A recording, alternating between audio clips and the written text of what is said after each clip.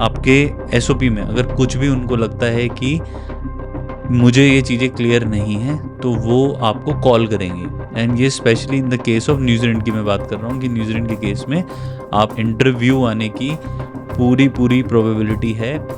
इसमें क्या होता है कि अगर आपका ऑस्ट्रेलिया का रिजेक्शन आया है तो शायद आप दोबारा ऑस्ट्रेलिया अप्लाई ना कर पाओ, बट न्यूजीलैंड के केस में क्या है कि अगर आपका ऑस्ट्रेलिया से भी रिजेक्शन है तो भी आप न्यूजीलैंड अप्लाई कर सकते हो, और अगर आपका न्यूजीलैंड से रिजेक्शन है तो भी आप दोबारा न्यूजीलैंड के लिए अप्लाई कर सकते हो।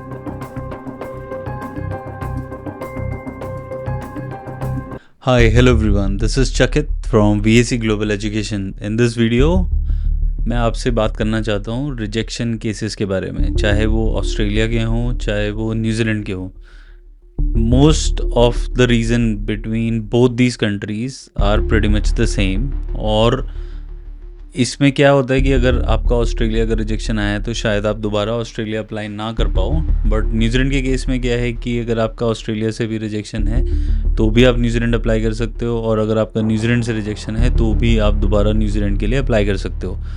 सो इन सब चीज़ों को हम थोड़ा डिटेल में समझेंगे। थोड़ा न्यूजीलैंड की तरफ फोकस ज़्यादा है, क्योंकि अगर आपका न्यूजीलैंड में इंटरेस्ट है अप्लाई करने के लिए तो आपको ये वीडियो देखना बहुत ज़रूरी है, जिससे कि अगर आप फर्स्ट टाइम एप्लीकेशन कर रहे हो तो आप कैसे अपने आप को रिजेक्शन से बचा सकते हो, और अगर आपका ऑलरेडी रिजेक्शन आ गया है किस तरीके से आप जब रीअप्लाई करोगे तो फिर आप वहाँ से इजीली वीज़ा ले पाओगे।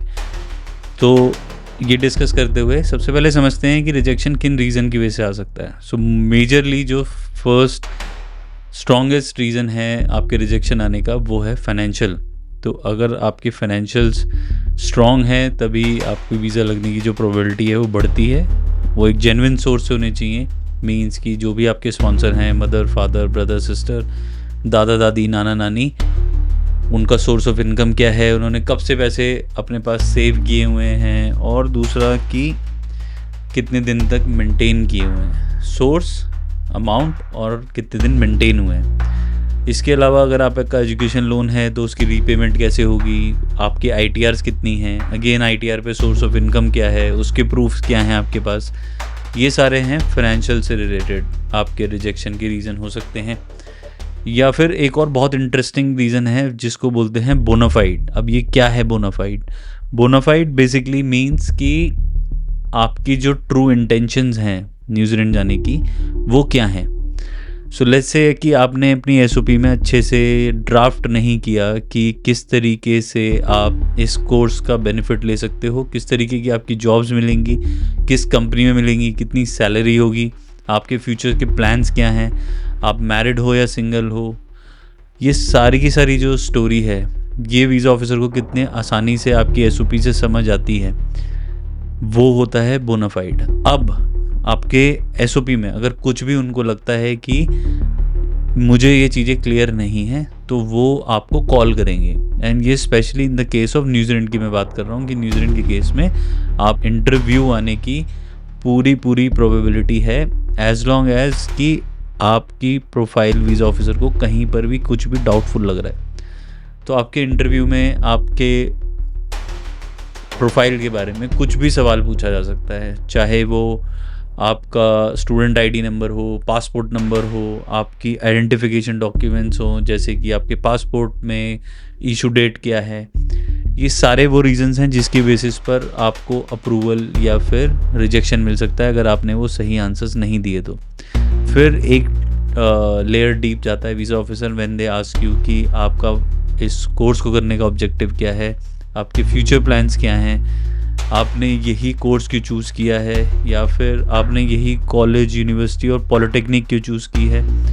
ये कुछ वो सवाल हैं जिससे कि वीज़ा ऑफिसर को ये क्लियर होता है कि आपकी एक्चुअली में इंटेंशन क्या है। ऑल्सो अगर आप बहुत ज़्यादा नर्वस हो जाते हो या फिर आप बहुत ज़्यादा परेशान दिखते हो इंटरव्यू में, तो then again it's not a very good sign. So you would need to prepare this with your counsellor कि आपको वो इंटरव्यू क्वेश्चंस बताएं। नहीं बता रहे हैं तो आप हमसे ले सकते हो, और आप अपने केस को इस तरीके से रखो वीज़ा ऑफिसर के सामने कि उसको एसओपी देख के, आपके डॉक्यूमेंट्स देख के ये समझ आ जाए कि आपकी इंटेंशन क्या है।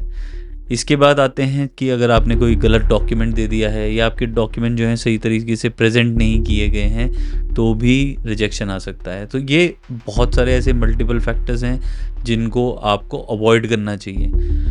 अगर आप अच्छे से प्रिपरेशन करोगे अपने इंटरव्यू की, आपका अच्छा आइल स्कोर है, आपने अच्छी यूनिवर्सिटी में अप्लाई किया है, इवन आपने कॉलेज में अप्लाई किया है, कॉलेज का भी अप्रूवल रेट जो है वो 100% हो सकता है अगर आपकी फ़ाइल जो है अच्छी तरीके से लगाई जाए, सामने इमिग्रेशन ऑफिसर के सामने इस तरीके से प्रेजेंट की जाए कि उनके मन में कोई भी डाउट ना रहे आपकी प्रोफाइल को लेकर।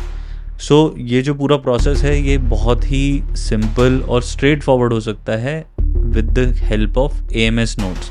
सो in case you have got rejection from New Zealand, पहली स्टेप आपकी होनी चाहिए कि आप AMS नोट्स अप्लाई करो। AMS नोट से आपको एग्जैक्ट ये रीज़न पता लगेगा कि क्यों वीज़ा ऑफिसर ने आपका केस जो है वो रिजेक्ट किया है। उसको अगर आप सॉल्व कर सकते हो तो आप दोबारा वीज़ा फाइल करो। अगर आप उस पॉइंट्स को नहीं सॉल्व कर सकते हो तो that I don't think there was any point of you applying at the first place. Because हम लोग क्या करते हैं जब हम बच्चे से बात करते हैं, we understand their academics, work experience, their financials, and once we are satisfied yes this profile has a true value where you can get the visa, तभी हम वीज़ा फाइल करेंगे, अदरवाइज़ हम वीज़ा फाइल नहीं करेंगे। पहले हम आपकी profile को जानेंगे, समझेंगे, उसके बाद आपका वीज़ा अप्लाई करेंगे। तो अनटिल अनलेस कि आपका काउंसलर आपकी प्रोफाइल पे श्योर नहीं है, आप बहुत सारे सवाल पूछो अपने काउंसलर से, जब तक आप खुद सेटिस्फाइड नहीं हो कि मेरा ऑफिसर सेटिस्फाई होगा नहीं होगा तब तक आप वीज़ा फाइल मत करो। क्योंकि बहुत सारी कंपनीज में तो ये होता है कि भाई उनको अपने वीज़ा फाइल करने हैं, तुक्का मारना है, वीज़ा आए तो आए, नहीं आए तो कोई बात नहीं। But this is not the case with us, we only take दो सेलेक्टिव फाइल्स जिनका हम वीज़ा ले सकते हैं। आप हमारे इंस्टाग्राम के पेज पे जाओ, वहाँ देखो जो अप्रूवल वाले बच्चे हैं, या फिर आप हमारे यूट्यूब पे भी वो चेक कर सकते हो। आपको दिखेगा कि we are not filing so many visas. What we are doing is we are only choosing the ones जहाँ पे हमें पता है कि अगर हमने ये फाइल ली है और बच्चे ने हमारे अनुसार हमारे साथ मिलकर हमारे साथ वो चीज़ें पूरी रिक्वायरमेंट करने की कोशिश की है जो इमिग्रेशन को चाहिए, तो वीज़ा ज़रूर आता है। तो आपको इन सब चीज़ों का ध्यान रखना पड़ेगा कि किसके साथ आप वीज़ा फाइल कर रहे हो और कैसे फाइल कर रहे हो, ये बहुत इंपॉर्टेंट फैक्टर्स हैं। सो यूनिवर्सिटी हो, चाहे कॉलेज हो, चाहे पॉलिटेक्निक हो, कुछ भी हो, अगर आपके फाइनेंसेस ठीक हैं, आपके एकेडमिक्स वेरीफाई होते हैं, आपके वर्क एक्सपीरियंस वेरीफाई होता है, एक आप अच्छी SOP लिखते हो और आप इंटरव्यू के लिए प्रिपेयर्ड हो, तो ट्रस्ट मी माय फ्रेंड, आपका वीज़ा रिजेक्ट नहीं होने देंगे। That will be our promise. So if you guys have got the rejection or you want to save yourself from rejection, then do connect with us. There is a link given in the description. Click that link, get in touch with us, and we'll be more than happy to help you with the entire process. Looking forward for your messages on our WhatsApp. The link is in the description. See you in our next video. Till the time, you guys take care of yourself. Bye bye.